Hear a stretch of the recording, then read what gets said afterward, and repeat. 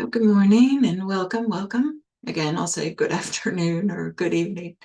And I also like to say hello to those people in the future who are listening to this or watching this. Just this recognition that YouTube and Audio Dharma, right, allows the people to see this sometime other than free time, or in the other than free time, other than in real time. That's the word I'm looking for.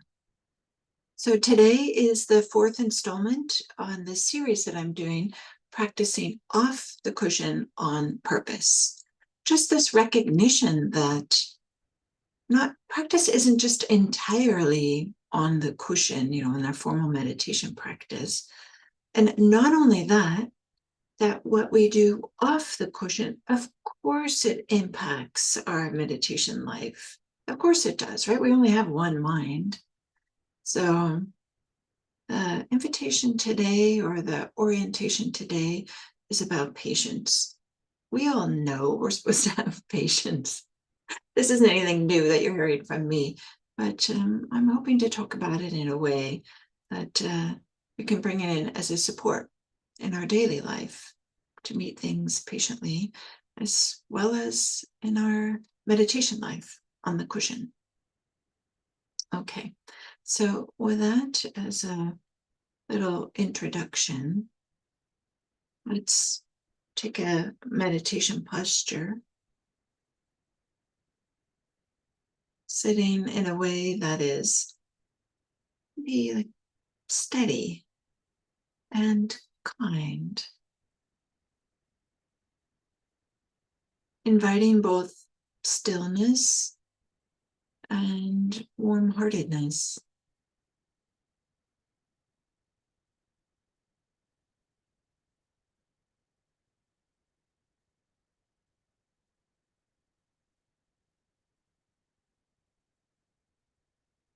The spine is upright without stiffness. Hands resting where they don't need to manage anything, but they're just resting.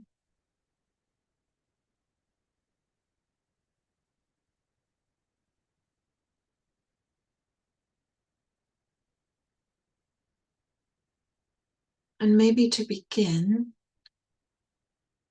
we'll start with 3 touch points, connecting us to this physical location, this moment.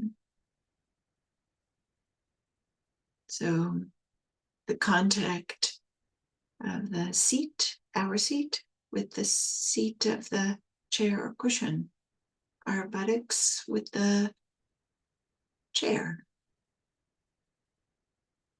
couch, or bed if you're lying down. And just feeling the pressure against the body.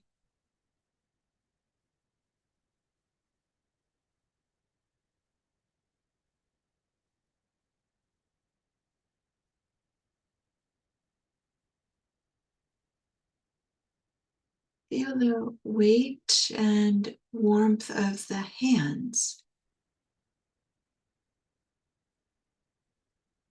whatever they are touching.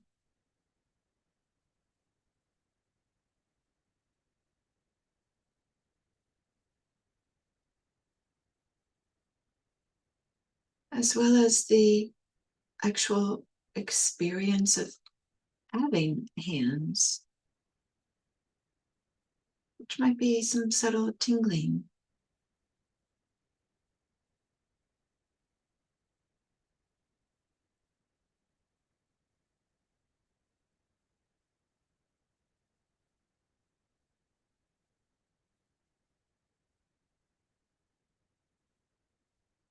And then we'll bring in this third touch point, the sensations of breathing, feeling the body breathe. It's natural, feeling it somewhere where it's easy to feel in the body.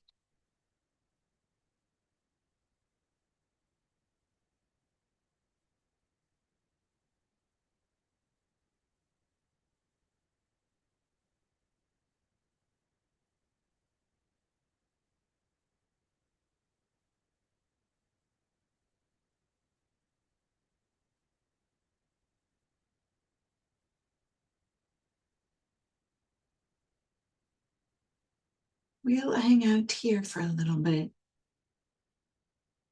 with the sensations of breathing.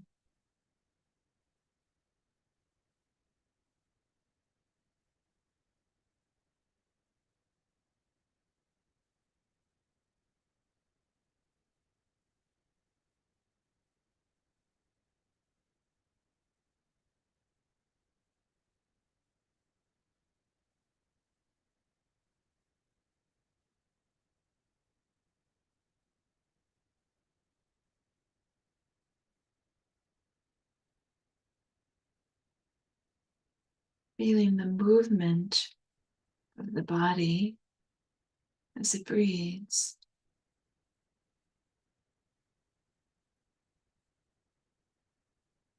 Or maybe feeling the different temperature air at the tip of the nose.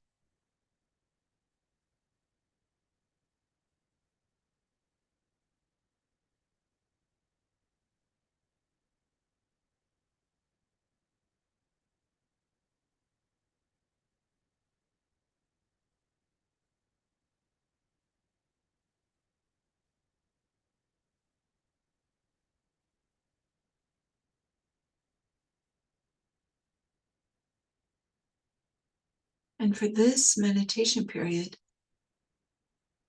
let's make a commitment to not look at the clock. Time will pass in the way time passes. Let's just trust that everything has a beginning, middle, and end, including this meditation session. Can we just trust that without looking at the clock?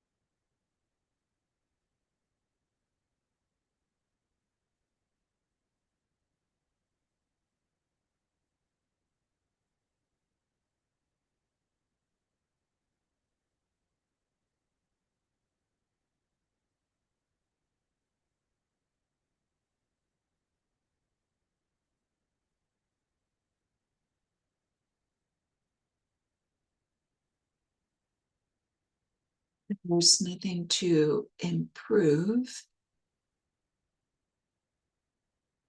change.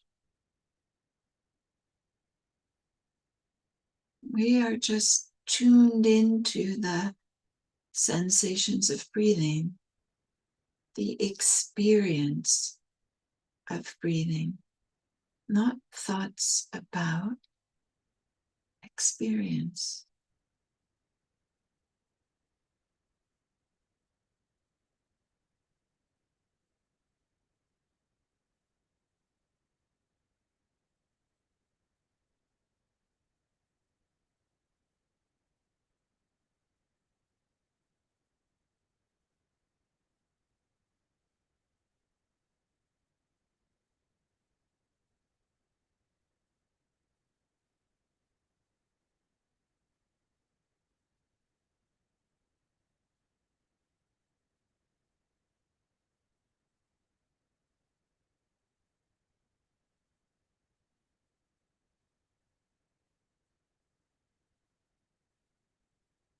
When the mind wanders,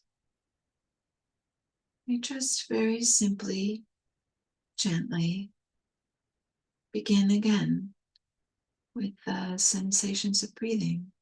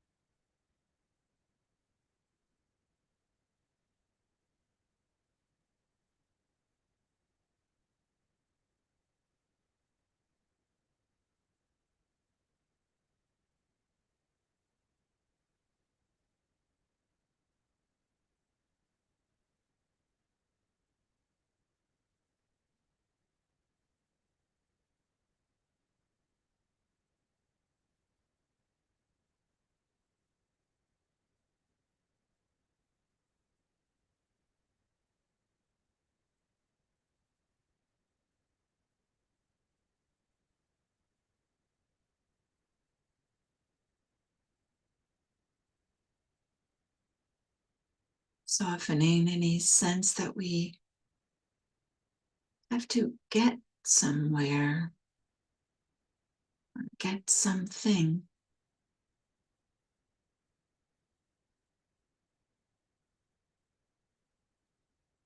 And we simply just be here the way that it is.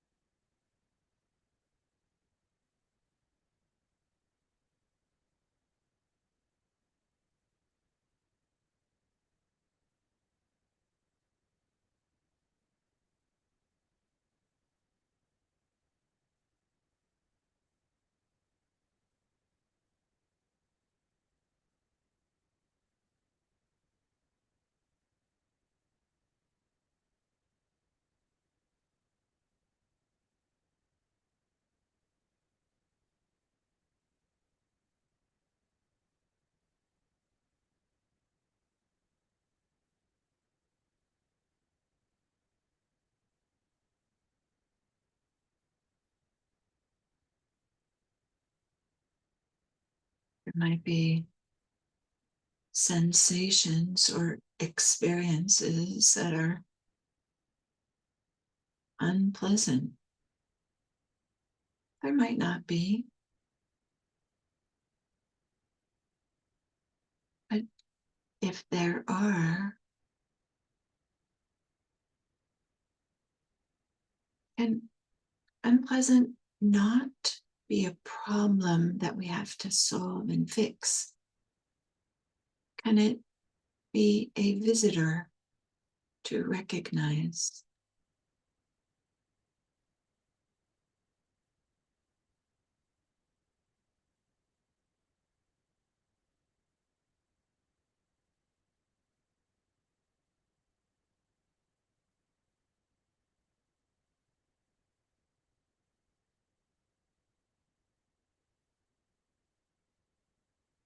And we notice the unpleasantness and feel this surge of wanting to fix, wanting to run away.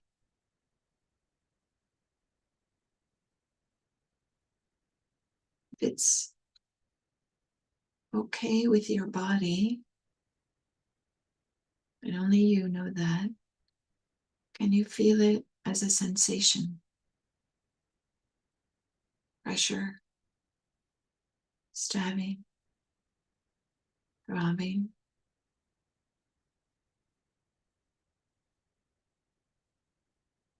and then not turning it into an action or a story.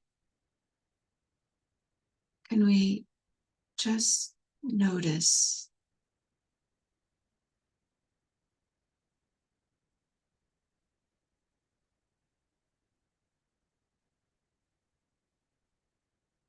letting the breath and these touch points support you?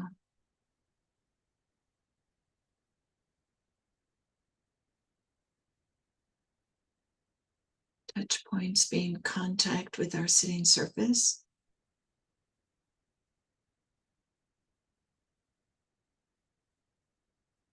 hands, breath,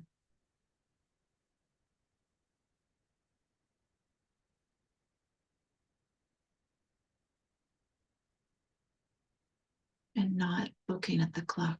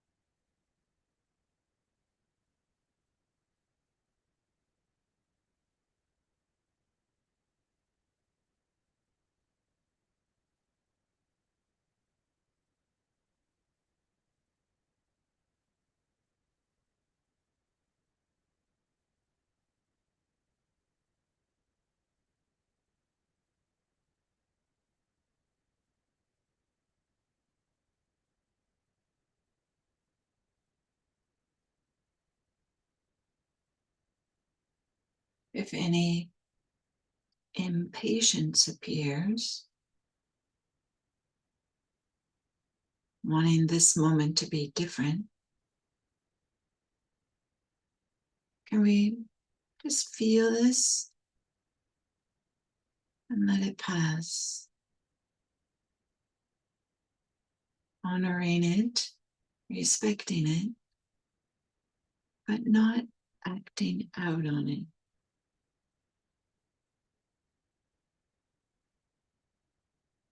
And not looking at the clock.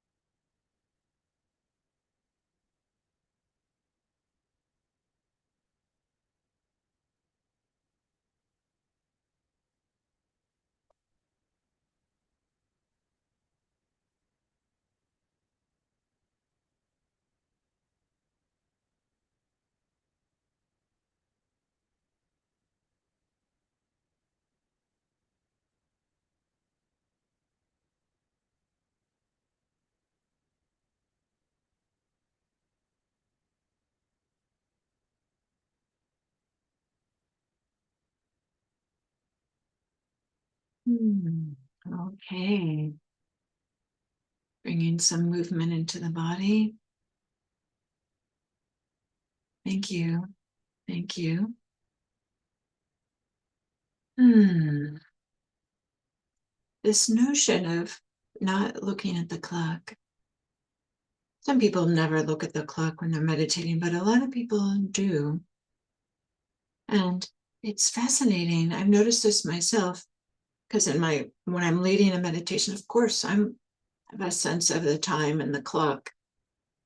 And I notice when I look at the clock, there's a surge of restlessness. Like, really, it's only X time? Or, wow, why did I look? Because there's only X time left. I should have waited, or, like there's never anything good that comes from looking at the clock. So if you're meditating by yourself at home, my recommendation is to use a timer and then just trust the timer, put it out of sight, but a way that you can hear it. Or just sit without a timer, but also without looking at a clock.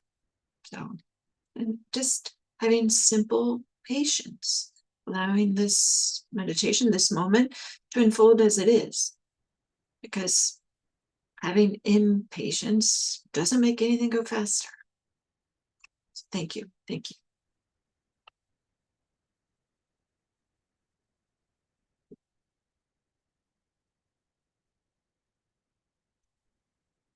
So welcome again to this day, fourth day of practice in this series I'm calling Practicing Off the Cushion on Purpose. Being a little cute, off the cushion on purpose. I kind of like it. And today I want to talk about patience. There's this way in which, we all know we're supposed to be patient. There isn't anybody that's saying, oh, be as impatient as possible. This is a good thing. Nobody is saying this. But I want to talk about it a little bit more and relate it to our practice. Because sometimes something that we can get a sense of if we're hearing like instruction after instruction after instruction, there can be this feeling that we have to apply work. We got to like do more. There's all this energy and effort, and we just feel like practice is just more, more, more, and more. And actually, we need patience as a counterbalance to this notion of more and more work. Because there's this way, if we are just feeling like we have to apply more energy, more effort, more work, then we just overexert ourselves and we become exhausted and burnt out.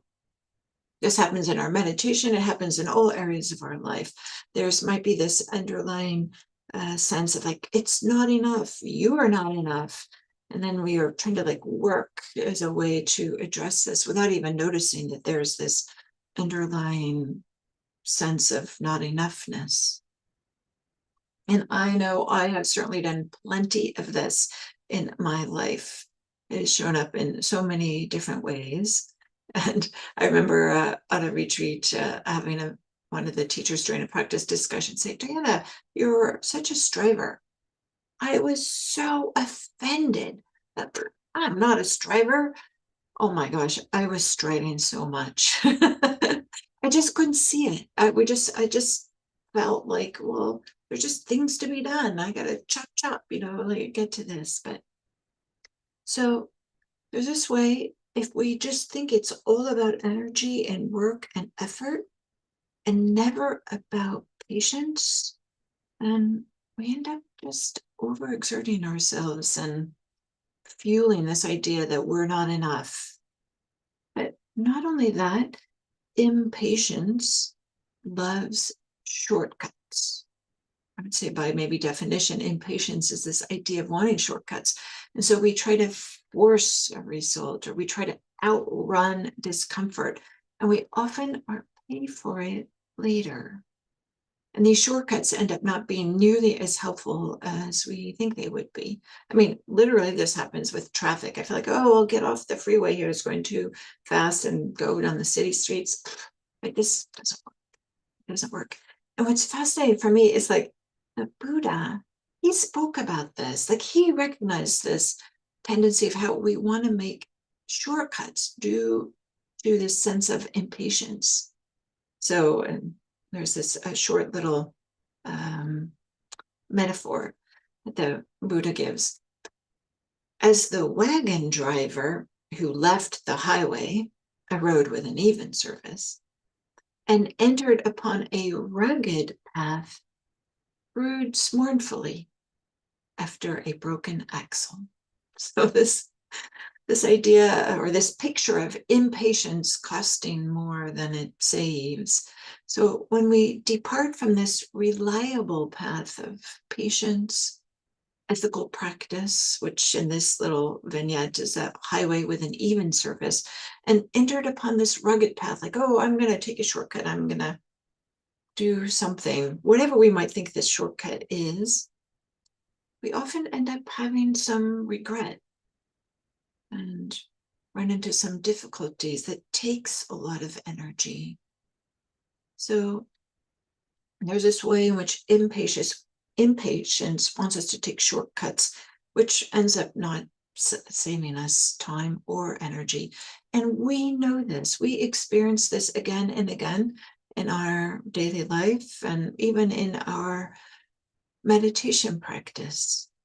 So what's needed is this delicate balance of effort, striving, endeavor, and patience in our life and in our meditation practice. So it can't just be this way in which we're only patient because we have this idea of like, we're just going to let everything take its own course, and then not noticing the quality of the mind and not noticing that the mind is often maybe going in an unhelpful direction and maybe towards this disconnection and this collapsing, and just our unhelpful patterns are taking over. So just this recognition that practice and life is this balance of patience and effort. So what is patience?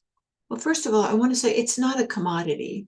It's not something that there's a fixed amount that we feel like, oh, I'm running out of patience. That doesn't exist, this idea that there's only a fixed amount, or like we might be somebody like, I don't have a lot of patience. That's just, patience is our way of relating to what has not gone our way. It's about our relationship to experience. It's not about some fixed amount of something. In meditation, this might show up as a throbbing knee or a mind that doesn't settle. In daily life, it's a long line, which for whatever reason, I've had to experience quite a few long lines in that just recently. And noticing how everybody else in the line with me is like, in their phones. But for me, one just happened yesterday in a line. I noticed that, if I look out the window, there's actually a pleasant view. And just to allow there were some passerbys outside of the window, and just to notice that, and just to be with the experience of standing and looking out the window. Or sometimes this impatience shows up when someone's taking a long time to get to their point. So whether this is in meditation or in our daily life, patience is the same.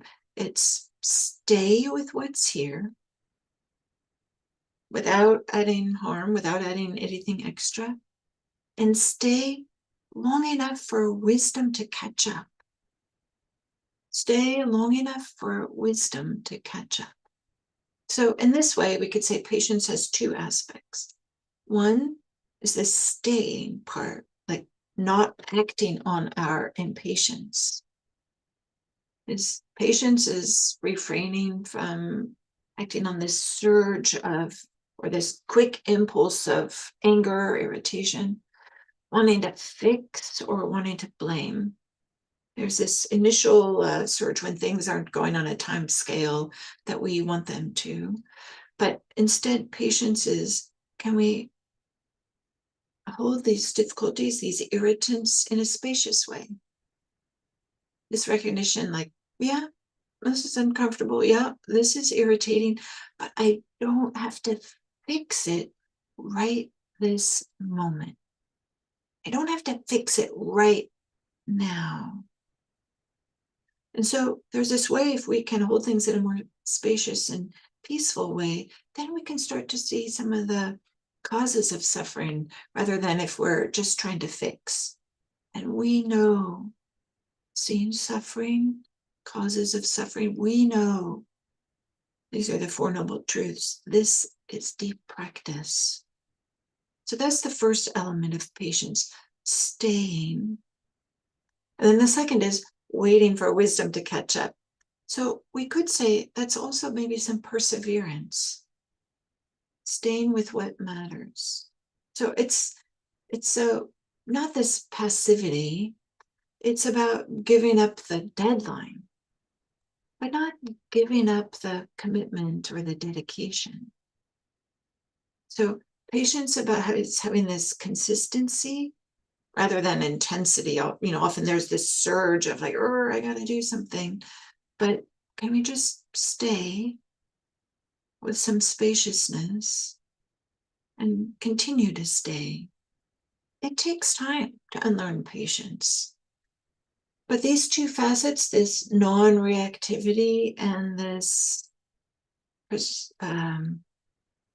perseverance, these are the same muscle groups, if you will, that we use in meditation. We're not immediately enacting aversion, but we're remaining steady. So just want to say a few things about patience. Sometimes we might feel like, and I know I certainly did, I fell into this a little bit. I felt like, well, I'm being patient when I was like waiting for the bell to ring. But it's not, patience is not gritting our teeth with aversion. That's just waiting while hating. Patience is, can we hold it with some ease? Recognize the discomfort, the irritation, recognizing, honoring that, respecting that, but not suppressing it. We're not denying difficulty, but we're just holding difficulty in a larger field of care, well, larger field of clarity, so that wiser action becomes possible. So in daily life, we don't need to manufacture particular experiences to practice this. Life will bring you plenty. So here's a few things to help with this practice off the cushion. Put the irritant into perspective. Will this matter in 15 days? That this line is going impossibly slow. The person in front of me, the grocery line, for example, and the cashier having this conversation, maybe they're friends or something like this. So one, just put the irritant into perspective. Two, if you have kind of like a big project, however you want to define project that you're working on, choose to notice what you've already done. Rather than looking like, oh my gosh, I have so much more to do, reflect on what you've already done. This is a real support for staying with it. If you do find yourself waiting in line, practice mindfulness of the body. Let the body be quietly dignified, feeling our feet on the ground, the breath simple. Sometimes, we find people putting their hands on their hip, tapping their foot or something like this, when they're impatient or something like this. Can you just be with the bodily experience of being present with some care? And sometimes you are the one that's holding up the line, or maybe you're the one that's finding a hard time getting to your point when you're talking. Maybe you can just thank others for being patient. There's this way in which we kind of like start a patience movement. It's this way it'll diffuse your tension and diffuse others. And maybe this is a way we'll encourage others to be patient. And so some of these ways in which to wait well. Just bring some intention to our patience and recognizing there's two aspects of it, not acting out this surge of impatience and some this quiet perseverance, just staying there, just staying there. So thank you. I'm sure today you'll have some opportunities to practice patience. I don't have to wish this on anybody, but just well, an encouragement that when impatience arrives today, just notice, oh, here's my opportunity to practice patience. So thank you. Thank you for your practice.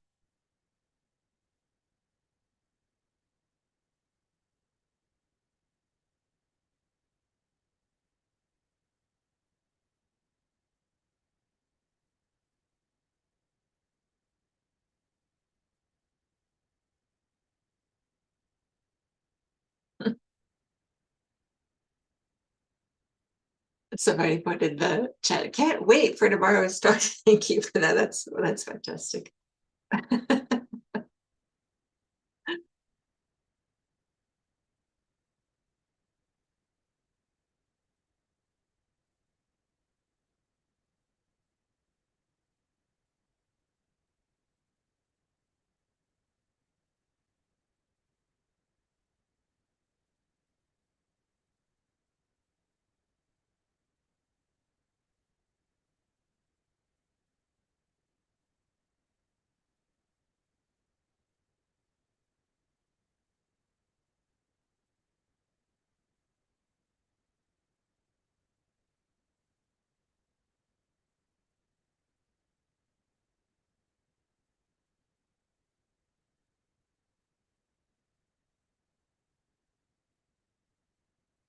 Thank you, everyone. It's so lovely to practice together. It's really nice.